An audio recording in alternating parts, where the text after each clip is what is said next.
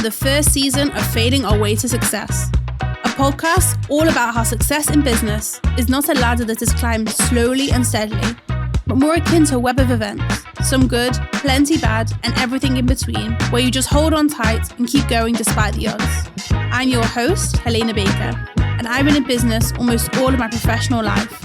First as a fairly average copywriter, and now running English-speaking networking. To celebrate the 5th year of ESN, in this season I'm interviewing 5 business owners with more than 5 employees who've been in business for more than 5 years.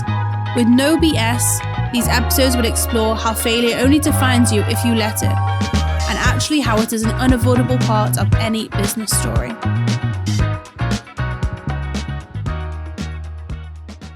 Welcome to Failing Our Way to Success, a podcast about how failures are part of the business journey. I'm so excited to welcome Fran to the podcast today.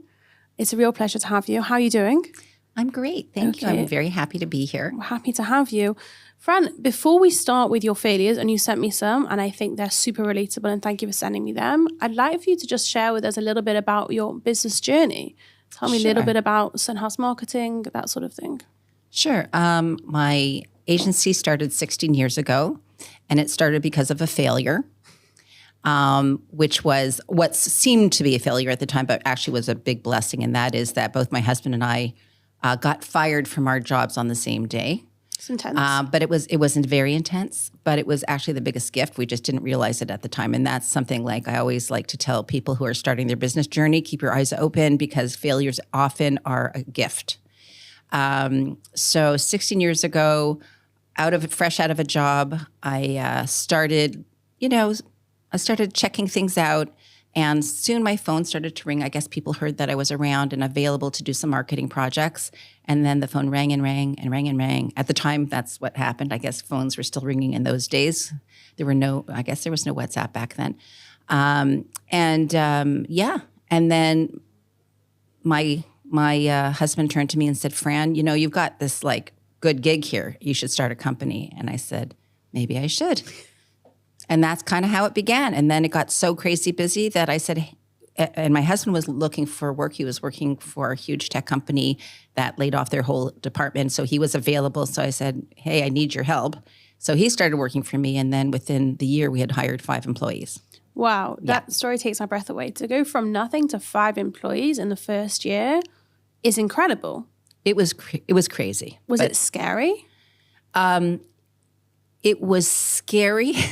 But I was so naive that I didn't realize how scared I should be. Yeah, but I knew nothing. I was just ignorant. So you've almost convinced me to hire people. Did you know that? I? You said recently I saw you and you were like, when you hire people, you can go on holiday and really take a break. And you almost convinced me to want to hire people, but then I reassessed and realized that I don't actually want to ever manage people, but you are able to do that. And I respect that immensely. Great. How many staff do you have now? Currently, I have 7 people working with me. We're 7 in-house, and then I have a whole bunch of consultants. At your peak, how many people were you? Maybe 14. Wow. 12, 14. But I'm so glad that I scaled back because it wasn't, first of all, I don't have big dreams of having a huge company with many, many seats. It's not what I want. It's not my vision. I think it's quite big, your company, but continue. Okay. Human resources is a huge responsibility. Yeah. You're responsible for people's livelihood and people's lives, 100%. And it's intense. And when things don't go well, it's really tough. So that part of my job, I've been doing this 16 years. That part of my job I still don't like. Right now, I'm very blessed because the people that are working with me are some of the most stellar, most talented people I have ever worked with. But, it took a lot of honing time and grief to get to that point. And also I've learned, for me, again, as an agency owner, which is very different from very many other industries, is that I can hire consultants much more cost effectively than I can employees. Yeah. So it just makes sense for me. If somebody was looking to hire, what's kind of the biggest lesson that you've learned over the 16 years? Really, don't just go on your gut. Don't go with that gut feeling. Yeah. Because sometimes our gut feeling is wrong. We really need to do our homework. So that means really looking into references, making sure that the people that you're speaking to are authentically, there to provide you both the good and the bad, and actively listen. And if you hear something that makes you a little bit uncomfortable, explore it. Okay. But the other thing is to provide good, deep, in-depth testing of the skills they offer or they suggest that they have. Because not everybody who says they're, for example, an expert marketer, which is in my space, actually are, technically savvy or know multiple channels or think big. So interesting. Yeah. I feel like there's a lot of stories there to unpack. Oh, yes. It's actually not one of your failures. I'm looking. It's not, but it's been a journey, I assume. Well, look, I'm sure everybody said the same thing over and over again, but there's no failure here. No, of course. But you learn, it's costly. It's costly to make human resources mistakes. You spend time training people. Your staff is there training them. You're investing all these resources into them. And then 6 months later, you realize that really, in fact, they don't have all those wonderful skills they promised you they had or whatever. So I've learned. Yeah, but on the upside, I don't want it to be all negative. On the upside, for you, obviously having employees has been immensely.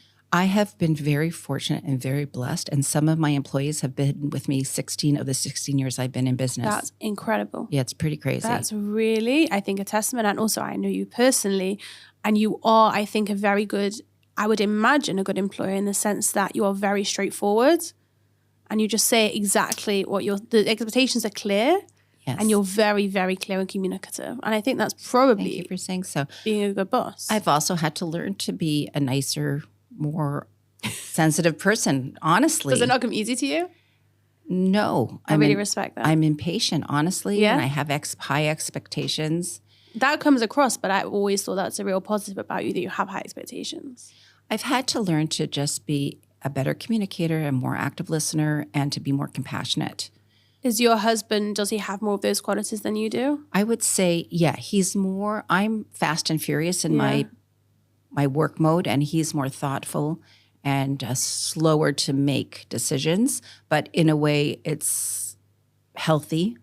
And so it can cause some very interesting scenarios at the office, as you can imagine. But I've learned a lot from him. It's interesting because I don't know if you're comfortable talking about this, but I feel like as a female boss and founder, you would imagine that one of your challenges would be being too nice, being too compassionate, which I don't think is a positive at all. Whereas for you, actually, it was the opposite.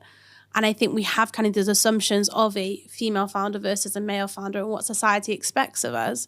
But it's interesting that for you, actually, it was about becoming more compassionate and more those things. Yeah, I think so. And just running a company and also just getting older, you realize, it's just very important to be as kind as possible. Mm-hmm. Look, I still have challenges that I struggle with, especially because, like, let's say I'm, a decade older than you.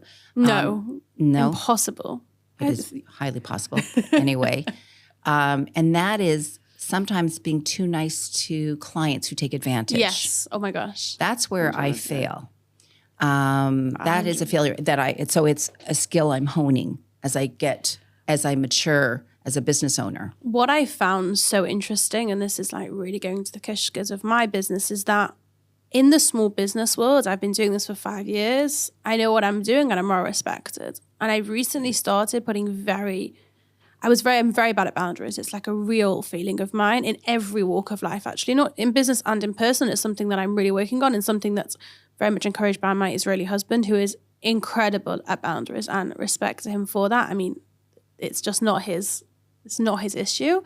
And in this whole business world, I'm really put some very serious boundaries in that have cost me money, but in a good way. Like, I've lost out on money, and I've, somebody wanted a significant amount of money somebody wanted to pay, and I said, no, it's still not enough. And actually they did say yes to the higher rate. Awesome. Which was it was awesome. It was really, really awesome, actually. And as a small business owner, I'm getting much better at saying no. I'm working a lot more with high tech and with C-suite and executives, and there is much harder to put boundaries in place because I'm not there yet. I'm not 5 years in that space. I'm 6 months in that space. I'm 8 months in that space. And I find, and I don't know if this is true, that at the beginning of a journey, you kind of have to eat a little bit of shit, excuse me for saying, until you can put those boundaries in place, until you establish yourself. Now, once you establish, you then have to put those boundaries in place. No one's going to do it for you. People will still try to kind of take advantage. But I'm finding that in that journey, and that journey has forced me to put more of the boundaries in place with all business owners, because I can't be taken advantage of at every level. Truly. Look, like all of us, when we began, I worked really hard, very long hours for not very much money. But that's how we all start, right? That's what I'm saying. And now I'm in this great situation. I mean, not always great, because sometimes the economy is not great. And so this, blows up in my face. Yeah, but of course.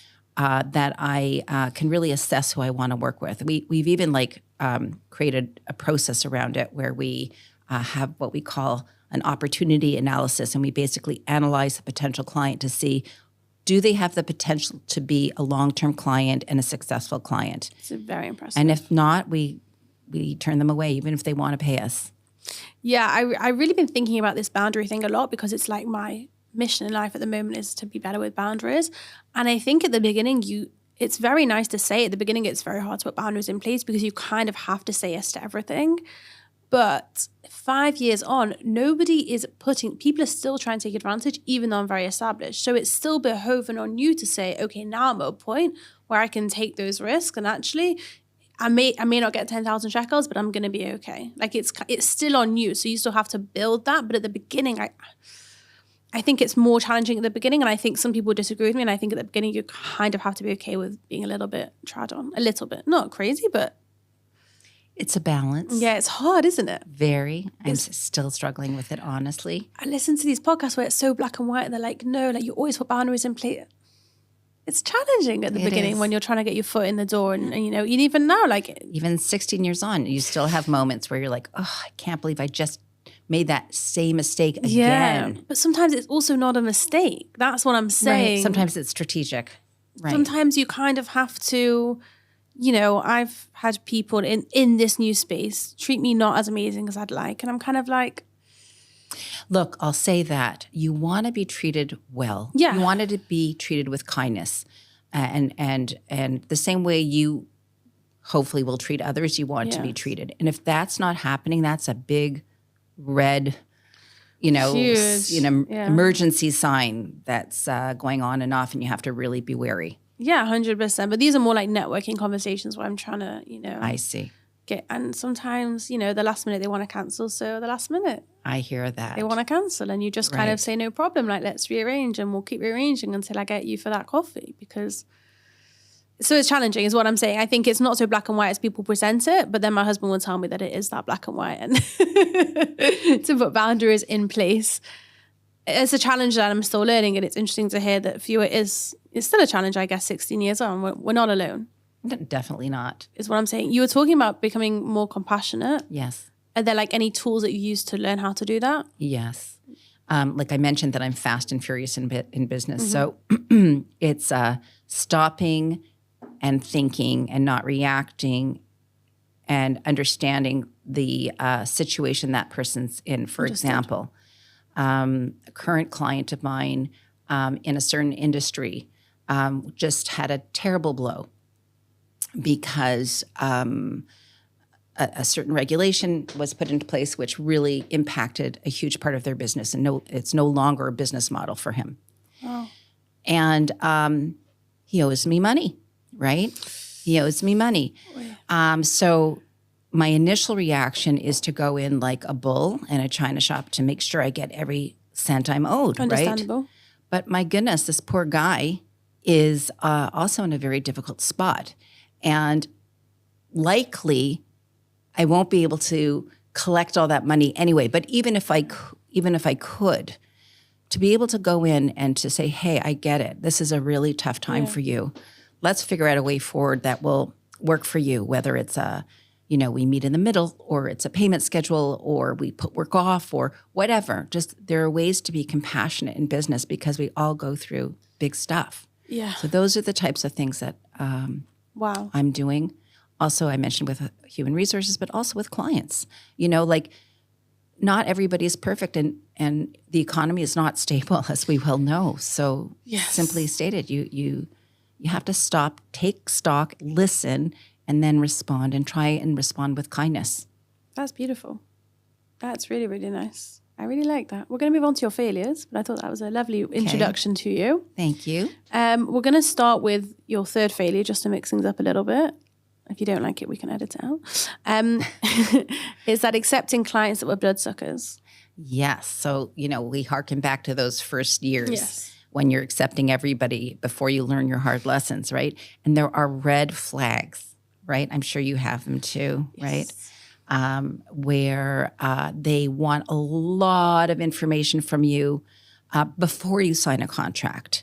They're kind of like making you already work before you're working together. And then they're micromanaging. Like, those are things that you have to look out for. And then just, unrealistic expectations. They probably or marketing. They own you, you've signed on for X project. They feel like they own you. Those are like things that are very upsetting and scary, and you really don't want to work with those people. So I mentioned earlier that we have this opportunity analysis. Honestly, one of the questions we ask ourselves is, will this client be a good behavioral fit? Meaning, we work really hard for our clients. We work 110%. It's not like we're looking to slack off. We want to give of all them the people. Everything. Right. But, I have learned to have my antennae up and to try and recognize some of those behaviors before we sign, so that we're not stuck. Sometimes I still sign, because I know for me that person is poison, but for a colleague of mine, one of my employees working for me, it's not a problem for them. Interesting. Okay. Yes. And so if they can work with that person and it's not a challenge for them, then that's fine. You know what I'm saying? What really impacts me, I may not impact them. They may be able to just push it aside. So I'm also learning that, I also think I recently signed like a recurring client, and I know the challenges going in. Like, I know what they are, and it's okay. Like, it's okay. I think that also sometimes you sign and you think it's all going to be rosy, and that can also be very dangerous. If you sign and you see the red flags and you say, oh, I know exactly the problems here, there is power to that. Right? This is what I'm saying about the nuance of being a business owner. Like, there's putting boundaries in place, but those boundaries are not so fixed. I want to go back to ask you, do you have a specific story that you can share, obviously no names, of a blood-sucking client? I can't. They're countless. One that like really sticks out in your mind. I had a client who we worked with. He was a very high-profile client. He was an influencer in his space. Okay. And he was very successful at what he did. And he seemed like the nicest guy, and he ended up being really one of the most ugly personalities I had ever met.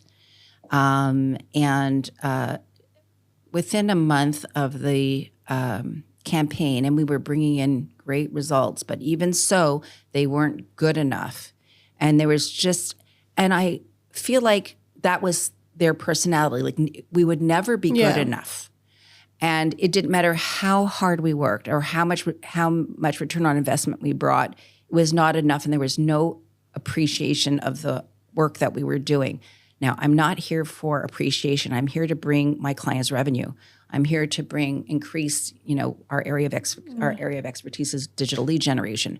So my job is to bring revenue to my clients, and we were bringing revenue, but it was just never enough. That was that type of personality.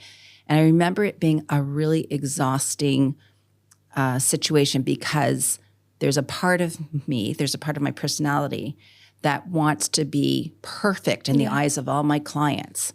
So I found myself not saying, hey, buddy, you're acting like an idiot, but saying, oh gosh, I just have to work harder. My team has to work harder. And if only we work harder. And these are the parts of our psychology we have to become aware of and stop, so that we don't get stomped all over. So that may not sound like no, this is an amazing awful, story. but it was so emotionally exhausting. I remember when we finally fired the client, it was such a relief, and it was a lot of money for us at that time. How did they take it? They were so offended, and they turned it around on us. Well, the reason you're doing that is because you can't reach the goals that you promised me you were, which was nonsense. We reached all the goals and then some. It was just like a personality where it was not good enough. And honestly, part of me felt like a lot of compassion for them, because I saw, as a parent, probably there was a part of me that felt like they were suffering. Something was going on in their life. I wasn't going to be able to fix it. It wasn't my place to fix it, right? But part of me felt sorry for them. But I just had enough. I didn't need toxicity. How long did the relationship last for? Maybe a year. Wow. Yeah. Fran. Again, those were early days, Helena. How early Forgive we me. talking? I would say we were in year 2. Okay, I have so And many. it was so exciting because they were really, you know, super out there. And it was like, wow, I could show off that I was working for this particular client. And, you know, it was exciting. And yet it was not. It was really actually nightmarish. I have so many follow-up questions. I'm not even sure where to start. I'll start with the first one that I have, is that this happened not in year 2, year 3. In year 16, would you have still signed the client? Were there clear red flags you look back on? No. Okay, interesting. But I will tell you something. It's due less to me and more to other people in the company recognizing my weaknesses. And I mean this in the kindest way, because I love a challenge and I'm going to be able to do everything, you know? That's my personality, and it's not a healthy one. And for other people to say, hey, no, you know what? This isn't going to be a good client. Okay. And honestly, there's been a few times where I've said, no, this time it's going to be different. We're going to take them on. They're going to be great. I've created boundaries and we've made it really clear, and the contract is so clear. And then we bring them back in, and then it's a You know big what headache you all are, over. Fran? You're that friend who just keeps going back to the toxic ex because this time is different and you'll change them. Now, I will say, yes, that was me until about 4 years ago. Okay, amazing. Yeah. So now I am a much, I've learned. It takes a while to, you keep, because you're, the thing about, and I think, I don't like, I feel like maybe it's a woman thing. We're going to change them. We're the ones that will change them. It's the same reason you go for I'm sure you don't, but you go for the damaged man, because you can change them. You're going to fix this client. You'll blow them away with how amazing you are. But you can't fix them. No. And I'm blessed not to have a damaged man. I'm blessed to have a healthy, No, I'm saying wonderful husband who says, hey, this is not good for you. Stop now. This is just not good. A year is a really long time. It was a long time. I mean, the money was good. Yeah, but there were lots of good parts to it, but like sleepless nights, I'm sure. Terrible, and stress and anxiety, and it was just not good for me. You're getting lots of waking up to angry WhatsApps? I was getting emails and phone calls. At the time, it was 16 years ago. I don't think we were using WhatsApp in the same days, right? In the same ways. You're right. But it was stressful. It was like, I remember, going into the weekend and like thinking, oh no, am I going to be dealing with this until like the very last moment on Sunday or whatever, Saturday night. God's the Shabbos. Hey, at least we've got that. Right.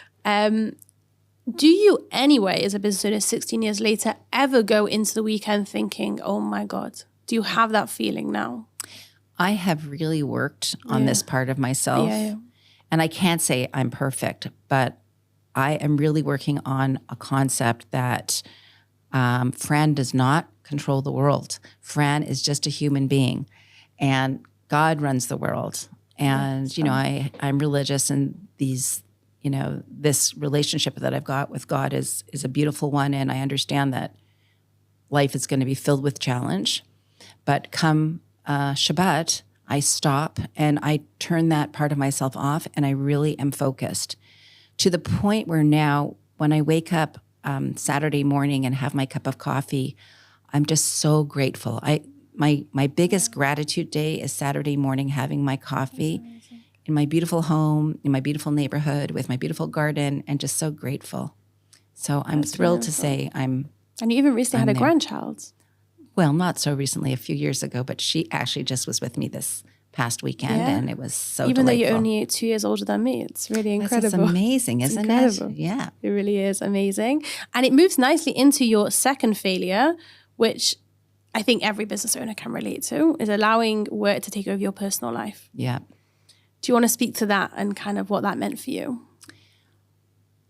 I would love to give you guys great advice. on how I have learned to stop myself. I'll tell you, I go through phases. I know it's not good for me. Again, like getting back to the idea of this universal power, I really believe that,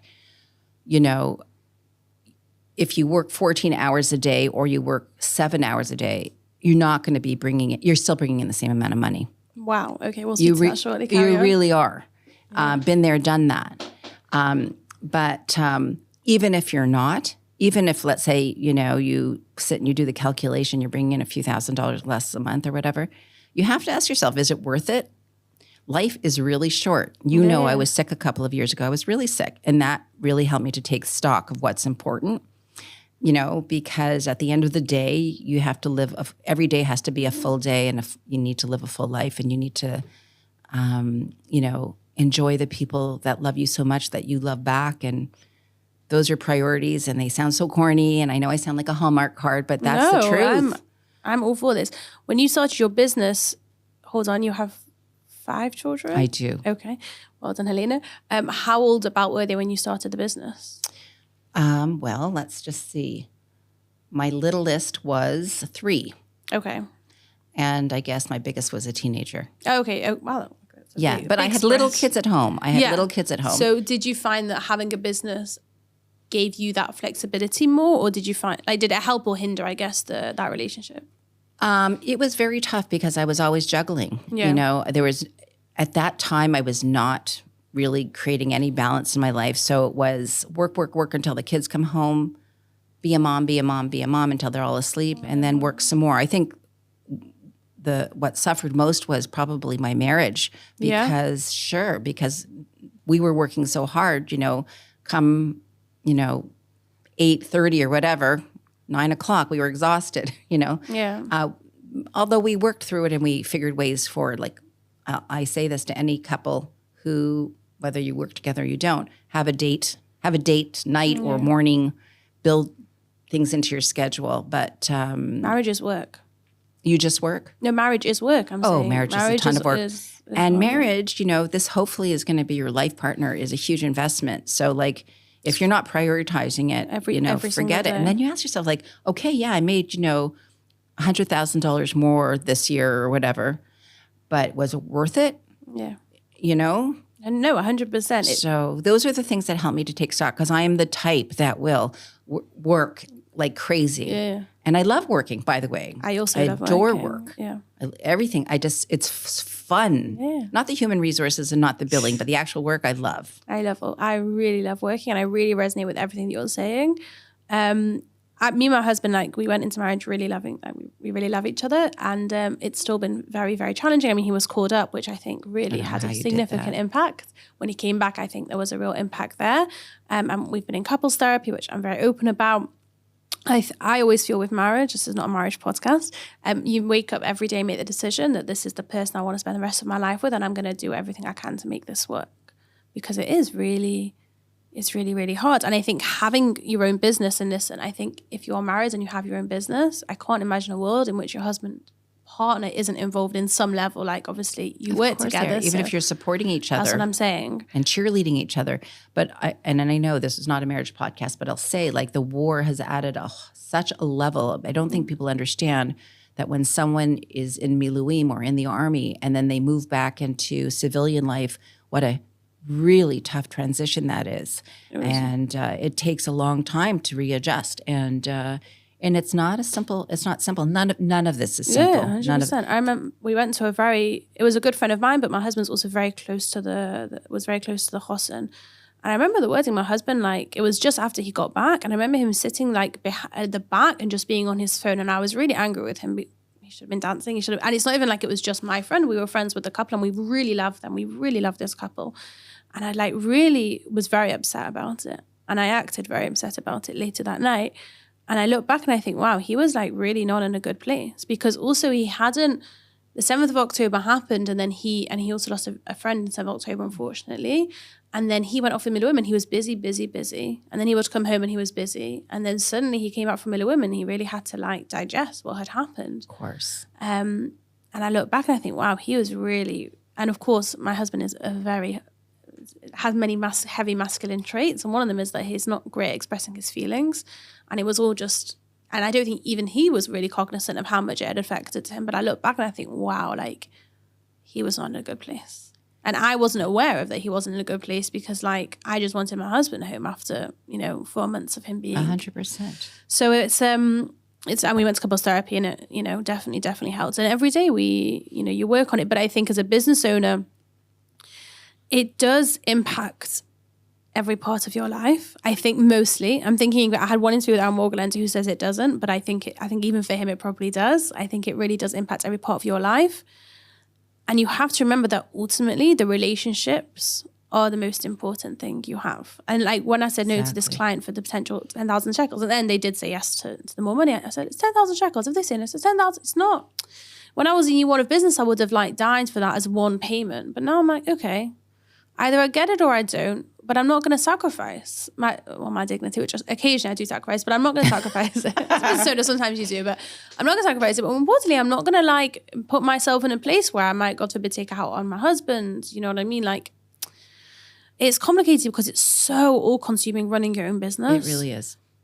Mm-hmm. And it's really hard because ultimately, listen, we all want to make money. We all want to have money. We want to be able to provide for our families and for those relationships that we hold dear. But on the other hand, if we're in toxic relationships with clients, it will overspill. Absolutely. You only have so much energy, mental energy in a day. And if all that mental energy is going toward your toxic client or clients, like what do you have to give afterward? So these are the things that, I really learned to prioritize. Does that mean that I do this consistently every day? No, there are days when I'm like a workaholic and I'm there in the office until very, very late at night. Really? Yes, but then I wake up, realize, and I have gentle reminders from people who love me to say, hey, I can't work late, actually. That's why I'm a workaholic, but not really because I actually can't really work that late. I just don't have the ability to. Physically, you're saying? Yeah, I don't have, like I would totally would because I'm also a workaholic, but I'm just useless. People laugh like, at 11 o'clock-ish, I completely shut down, and if I'm there, I'm not physically there. Right. But like that's, the extreme. I mean, by 8, 9 o'clock, I'm not really functioning an ability to like do meaningful and useful. I mean, I'm just not able. Okay, good. First of all, good that you know that. And also, it's not good for me to be working, 14-hour days. There's nothing good about it. And wow, 14 is long. Fran, you're not a doctor. I'm not a doctor, and I have learned over the years that I can work smarter. Yes. And that doesn't mean I have to work 14-hour days. But sometimes I fall back in the trap. That's how it goes. You fall back less. That's the thing. I see that as a success, not a failure. That even those bad behaviors, so if I do them less and less and less, and I react in a different way, like those to me are huge successes. What I found interesting is that I have a baby, and what kept me going when I was running ESN at the start, which was really hard at the start. I mean, I remember going to Shabbos Hills and people would ask me like, how's it going? And I would think, my God, it's going so badly. Like, please don't ask me about this business. Like, it's not going to succeed. And then there was COVID, and it was like so hard. Yeah. And my husband really wanted me to get a job, to be honest, even though he's incredibly supportive and the business wouldn't exist without him. He has always wanted me to have stability of a job because he is always nervous about, and the only thing that really kept me going was that we really wanted a family. And I knew that being freelance would make having a family easier, which mostly it, to be honest, has. Like that did turn out to be true. And also the high-tech market is not what it was in 2019. Like, you're not having the parties, you're not getting Tembis. That also makes it a little bit easier.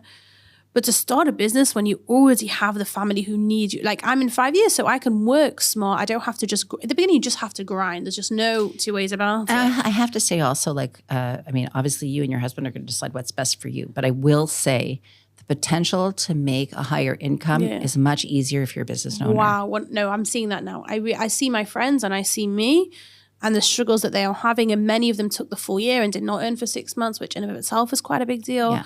No, it was, Baruch Hashem, it really paid off. And really, I thank Hashem because it didn't necessarily was going to pay off, but it really has paid off. Right. And when things are paying off, because we go through peaks and valleys, of course. You sock money away because there'll be moments that will be really difficult again. When there's scarcity of work because of the economy or whatever, and you have savings for a rainy day, and then whatever. You have to play it smart. I've also learned that to put money away for rainy days, especially with staff. you know? See, and that's a big reason I don't want staff. I get it. It's funny, last time I spoke get to you, I left and I was like, I really want to hire people. And this time I'm going to leave. And I'm like, I'm actually okay with my decision. You've flip-flopped. Look, I'm very blessed to have wonderful staff. Yeah. And I really, you know, it allows me to do other things. By the way, it also allows me to do other business projects. It allows me to go on and do other things to make more money in other fun, creative ways. That's cool. That I really do respect. And I do outsource. I have a VA now. Like I am starting to outsource. Good. I'm also, again, at a totally different stage than you are. You know, I have no little children at home anymore. So it changes the equation potentially. I don't know. Yeah, no, I hear. My focus is on earning as much money as possible whilst also giving my baby, and please God, we have more children, really also like an amazing childhood like that. That's beautiful. That's fantastic. Yeah, money's a good thing. We'll see if I like earning money. Money is good. I do. As a business owner. The truth is I do still work evenings. I'm like pretending that I don't, and I do still work some evenings, but it's only like calls with America. I'm not doing actual, do you know what I mean? That to me is not actual work, which of course Are you it doing is. international stuff still? Branding, yeah. Like I'm still trying to get myself into America. Less so me as a person. I really want to be flown out to New York to speak. That sounds fun. That's really a goal. I mean, I did speak in New Jersey. I was not flown out. I happened to be there and they very kindly asked me to speak. That is a goal, is to be flown out to New York. Write a book. Yeah? Is that how to do it? That is how to do it. Actually, yes, that's the way to do it. Write a great book. And actually has some very interesting, you know, strategic concepts you could write about because you're, you know, the queen of networking. Okay. I'm hoping this podcast will help also. If anyone's listening in America, She's a great interviewer. I'm very reliable. No, so that is, that's a long-term goal for me. So I'm always, you know, also for sponsorships for the mega events I do, like I have Yeshiva University sponsoring. That's amazing. It's really cool. Yeah, well from my done. event in New Jersey that I spoke at. Fabulous. So I always sponsors who are looking to get into the Israeli market. So also there's a potential there as well. So I'm still working internationally in a slightly different way. Good. But I think as a business owner, you can't, like I don't want to rely too heavily on the Israeli market. You don't know what's going to happen. Although it does seem like it's going to, B'ezrat Hashem, get stronger. And I'm actually, thank God it's doing okay. But I always want to have, you know, multiple pockets. As a business owner, I want to be diversifying that risk, essentially. That's a really smart idea. I'll tell you another success/failure because I don't know what to call it, okay? In business, we sometimes gain these incredible strategic partners, these incredible clients that end up taking, you know, over all your resources because they're so amazing and they're paying you so well and it's so wonderful. And then, you know, the market changes and their business changes and they can't afford to keep you anymore. And then you have this huge gap where you once had all this revenue. So it is all about diversification. And also marketing. And I really believe this marketing and continuing to network even when the going is good. I see with ESN that people come to me and they're like, I'm too busy. I'm like, okay, but what happens in 6 months? I don't say this because I'm very polite, but what happens in 6 months when you're not? And then often they do come back, by the way, a year later and they're like, you know, it's not so good at the moment. You always have to keep marketing, networking, whatever you're doing, even when it's good, especially when it's good. That's the time because then there's no pressure. So you can just enjoy it more and you can be really, you know. And I'll say something because I think when people think of networking, they think of being in this very difficult public situation. And I actually hate crowds and I hate big networking events. I'm not good at them, but I love one-on-ones. Yes. So I make a point of having one-on-one meetings, both. It used to be all on Zoom during COVID, right? And I thought, oh, great. I don't have to go meet people in person anymore. But actually, I started to miss it. Yeah. And also, I realized that I needed to go and meet with people in person. And I love that. That's one of the most wonderful parts of my business. I get to meet fantastic, interesting people. And even if there's no business to be had and it's just a great, interesting conversation. So important. I love it. I also do them and they're really important. How do you get one-on-ones? I know what I do, but how do you get one-on-ones with, say, someone who you perceive as like, not higher up is not the right word, but someone who's like that level up from you? How do you kind of get that one-to-one with them? What's your strategy? Outreach. Yeah. People are kind. Yeah, no. And also if you have something to learn from them, and people are happy to share their hard-earned advice. Yeah. And so I'll reach out and start a conversation. That I'm not shy to do. Yeah. Interestingly, No, you must do it. It's so important. I do it, and it's always a win. The listeners must do. I know that you do. I also always offer to pay for a coffee. That's my my go-to, and I always like give dates to them to like make it easy for them to be like, oh, this day actually does work for me, and then if it doesn't, I just keep trying in a nice way. Nice, excellent. In a nice way. And I'll take it one step further and say, when we have that conversation, I never start talking about myself. Wow. Yes. Keep speaking. I'm loving this. I really genuinely, first of all, I really authentically want to learn from that person, and I want to hear from them first. Yeah. And if it's a conversation not with somebody I'm dying to get to know because they're potentially a big industry partner, even if they're new to the game, I want to hear from them.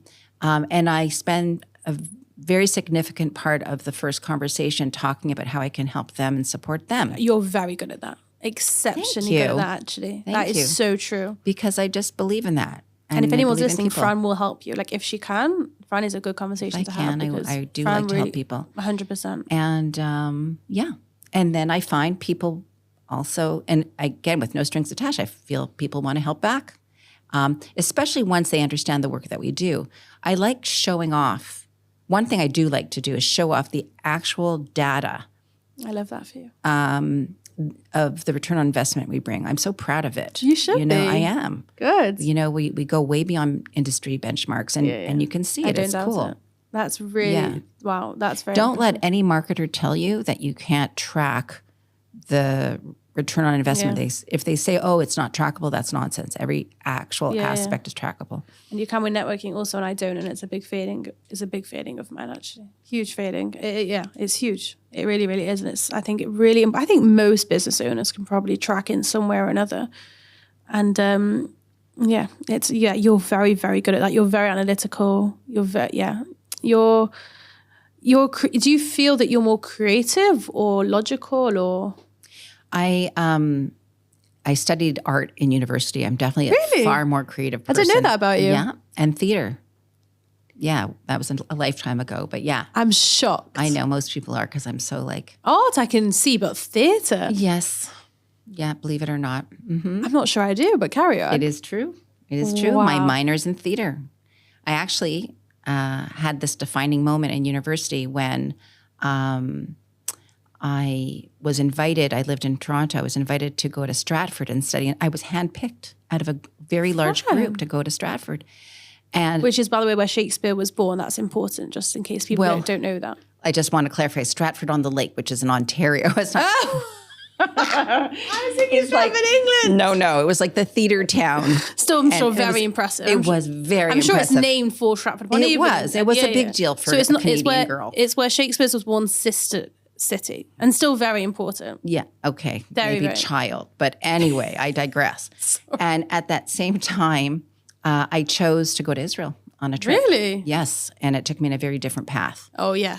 That's a whole different podcast. Yeah. But I don't even remember why I was talking about this. Do you? I asked you if you're more logical. Oh, yeah.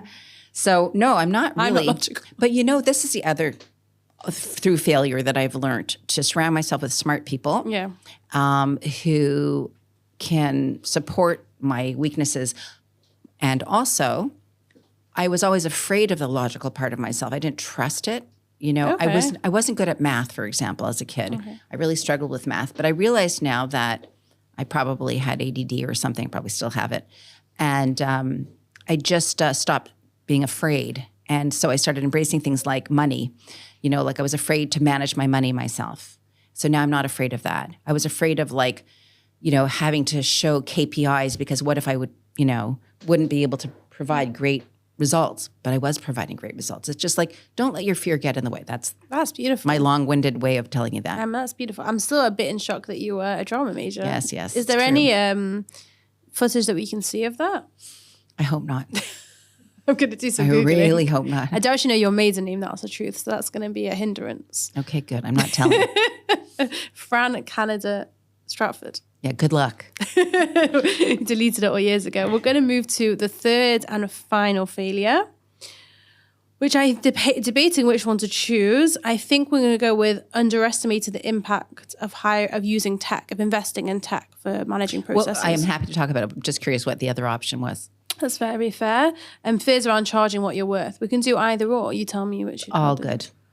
I feel like we've done a lot of fears around like. Fine, let's talk about technology. I thought we'd go more techie fit. We've done a lot of like the emotional stuff. We've done some therapy, I feel. So great. Well, should we therapize too? So yeah, you know, right now and over the last year and a half, the big conversation has been AI, and everybody's like afraid of it. You know, you as a creative writer, you know, like are probably, you know, horrified at or maybe you're not, at the use of AI as a means to communicate. I see, you know, it's terrible. Yeah, it's always embarrassing, but it's funny. Okay. However, it has its place. And I use AI all day, including content writing. But don't freak out, because you can't rely on ChatGPT to write your content, but you can use it to help you with research and to help you clean up errors and to find resources and all sorts of stuff. And using, let's say, ChatGPT or AI as a concept, okay, like you have to embrace it. I use it for generating HTML code. I use it for generating creative design. I use it for structure, for SEO, you know, creating different types of technical stuff for SEO. I use it for cleaning up contracts.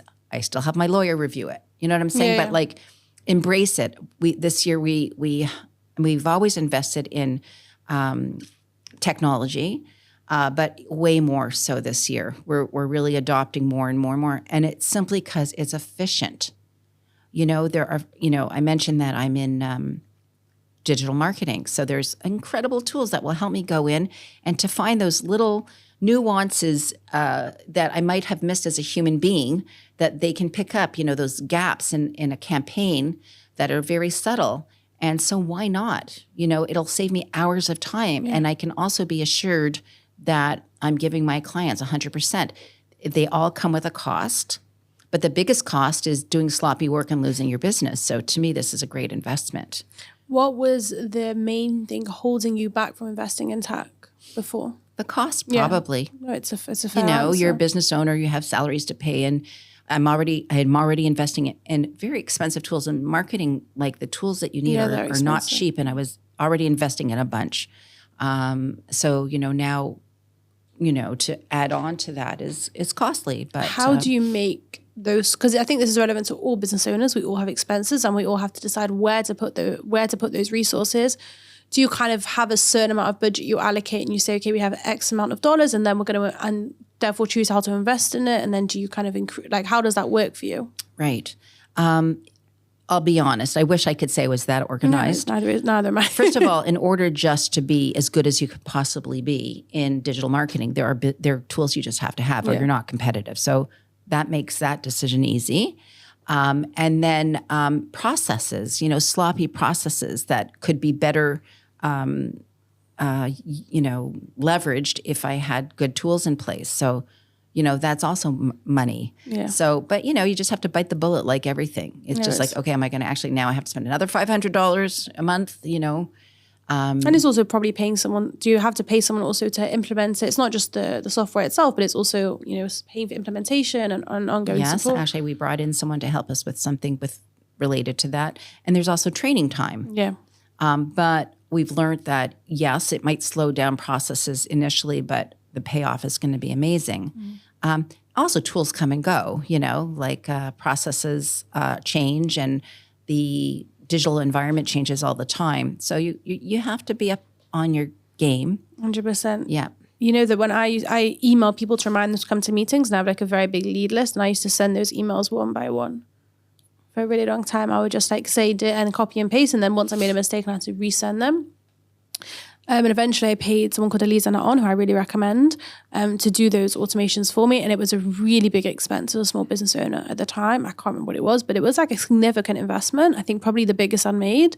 And wow, that is the only reason I can scale my business is thanks to that investment. Really? Yeah. How could I have? Beautiful. scaled it. How could I was spending so much time just sending those one-on-ones. Like it was crazy. Yeah, it was like that's a waste of your time. Super. I mean, it took a long time. It was super inefficient, big waste of my time. And it was so important. And also like now for all my events that I do, so all we do is create a lead list and then I send the emails to all of those, I have, the ongoing events as well. So it's super important, but it was a heck of an expense. Right. Look, anything that's uncomfortable is always a good thing. I think mostly, yes. Yes. I'm not saying unpleasant. Yeah. I'm saying uncomfortable. Like when we have to push ourselves, because it's so easy to do the same thing, be comfortable. Yeah. It's good to be a little uncomfortable. I was really pushed to do it. I can't remember what compelled me, but I was like, no, Helena, you've really got, I was like, it's fine, and then it really wasn't. And it really was listen, the business didn't fly for another good few years, by the way. Yeah, it wasn't like, I think also as business owners, like you do one thing and you think, wow, this is going to change my business. And it really doesn't. Like it's just time. They're tools. They're all tools to create efficiency and to help you. But yeah, they don't, you need to have a great DNA in your business for your business to be successful. And that doesn't go away. You know that when I had my baby, I heard on a pop culture podcast that when you have a baby, it brings mazal and like your business will do really well, basically. And I didn't, and I really believed it. And I literally thought I'm going to have my baby and my business will fly, which is a crazy thing to think. Yeah. But like genuinely my heart of hearts, I was like, this is what's going to happen. And I've got to tell you, it didn't. Firstly, the war broke out, which certainly didn't help my business fly.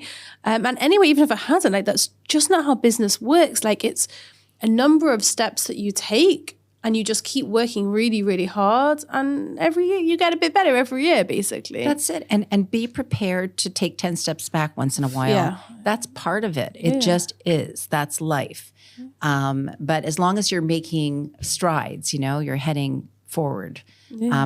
Over the long term, then great. I just closed a part of my business, like a very small part of my business, a side part of my business, which was definitely the right call and something I probably should have done a year ago. It made no difference to our bottom line whatsoever. I think I was losing money, if anything. But it's, it's hard to do. You don't want to I did have clients, I didn't want to let them down. And it was painful and it's embarrassing. I don't feel I was embarrassed. It was sad, it's something that I really believed in and I do still believe in it. It just wasn't something that I could give the full attention to. Right, these passion projects. Yeah. But it's always nice to have one. I'm just telling you. It's always nice to have a passion that's my personal project. brand. That's what I see as like which I'm still really working on. And, this podcast has a lot this podcast is not going to bring me in any clients for ESN. And that's totally fine. Like that's not why I started it. This podcast is good leverage for certain things that I already offer. More than that, it's something that I just love doing and I really want to continue it, basicly. Do you have passion projects yourself? I do. I have my nonprofit. That's my big passion project. Which is based in your office, right?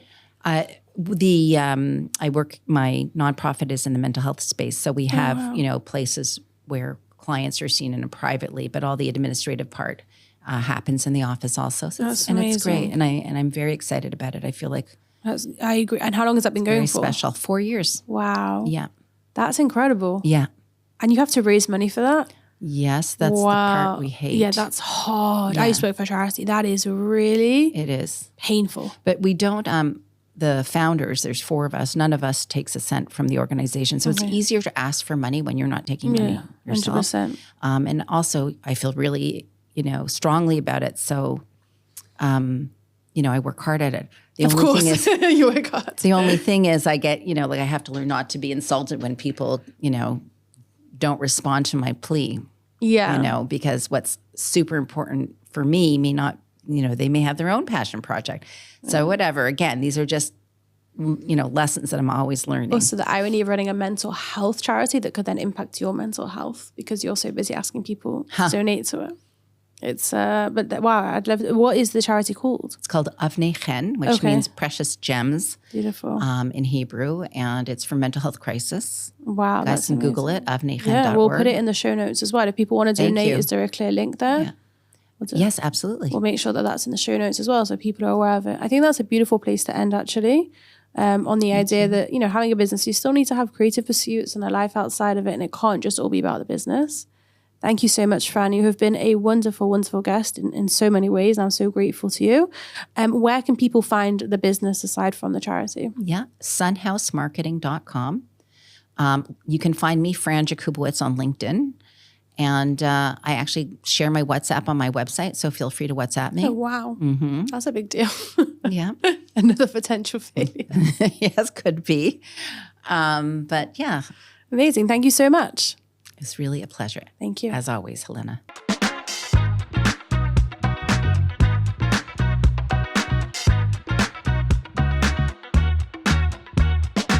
Thank you for listening to Fading Our Ways to Success. If you would like more content from me, feel free to connect with me on LinkedIn or follow me on Instagram and Network with Helena for more networking tips, life musings, and honest perspectives on being a business owner. A reminder that failure is part of every single business journey, so don't feel discouraged.